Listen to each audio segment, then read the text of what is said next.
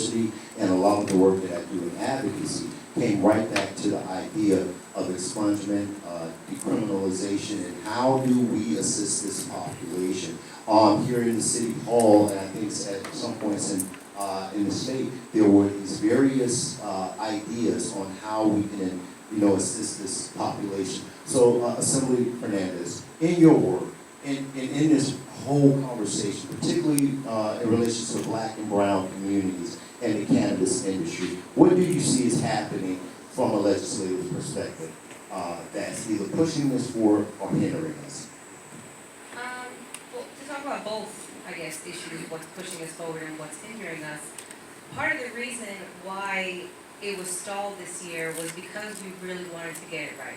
There was the MRTA that, listed out how the industry would be established, how amounts would be determined, who can grow what at home, what licenses you can get, separating the different licenses. So there's a lot of components to make sure that this legalization is as perfect as it can be and that it's fair to those that have been hurt by it most. So part of the holdup was also determining how much of the revenue that would be, made by all the marijuana sales, how would it come back to the state and back to our communities. So there was holdup at one point because they're like, oh, this will give us $1 billion. Yes, now we can pay for this, we can extend funding on this. But the idea got lost that no, this legalization is also a justice mission to make sure that those communities that were hurt were getting the benefit of it. So then the conversation switched, okay, 50% goes to our communities. How is it going to go to our communities? So that conversation then broke down into details about, okay, who's going to get the education on how to get a license, or if we're giving out loans, who we're giving out the loans to. Will the banks give out loans to help somebody start, a business in their neighborhood, in their town, and all that? So there was a whole, ripple effect of how much more law changes we have to do to make sure that the full legalization will be as prosperous as it can be. For all. For all.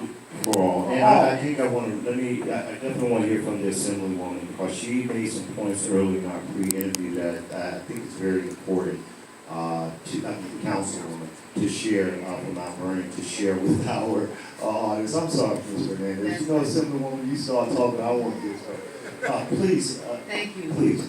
I think, you speak to the idea of restitution, which must be answered, because that's the harm that has been done, right? The over-criminalization of marijuana disproportionately impacted communities of color, like the community that I represent. And there are still young men and women who are serving time for marijuana possession, right?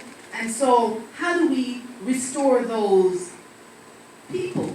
How do we restore those families? Because when you think about it, in family court, parents lost access to their children because of marijuana use.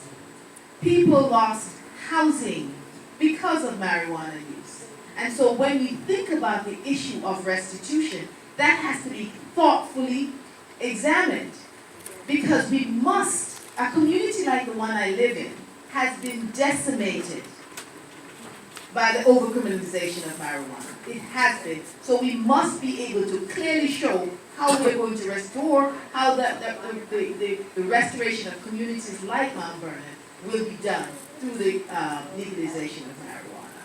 Absolutely. My community as well has been affected by it, and I guess part of that restitution is funding programs that are in the areas that have the highest rate of over-policing and incarceration for marijuana use and possession, and to provide that rehabilitation and education in how to, Well, I think. I just want to make one last point, and the point is this, that Mount Vernon as a city right now, we are in the midst of displacement, right? Which is the precedent to gentrification. So people who have been harmed are dispersed all over the place, right? They're homeless. They're, all over. And so if we are to have a mechanism for bringing this restitution back to our community, how do we ensure that not the new residents will benefit? How do we ensure that the people who have been displaced are the ones that will benefit. The children who have lost access to parents, how do we make sure that those youth programs that are being funded, similar to what's done in California, how do we make sure that those are the people that get the benefit? Can I of the speak to that really residents? quickly? I think, I just want to really say two things about this. Number one, I think everyone who is incarcerated per this particular issue, and this may upset some people in this room, because I've had this conversation with a bunch of faith leaders in the last week. I think we need to bring them all home. I mean, we can reconcile and restore them here, wherever they came from. I don't mean just on the Harlem, but whatever neighborhoods they come from. That's number one. But number two, when you talk about restoring or reconciling with those families who have been afflicted, harmed, I'm what you would call a universal basic income advocate, probably one of the world's foremost. And I think that we can set a basic income on proceeds from this new cannabis industry per those families, not just the individuals, because those individuals are just reflections of their family. I think that we can set a basic income that is specifically for them, and it won't solve the whole problem, but it will give them some breathing room, and that on top of these social programs that allow them to apply for pathways to either participate in the industry or go another way. Because a lot of people who came who are in jail because of this industry, they didn't necessarily want to be.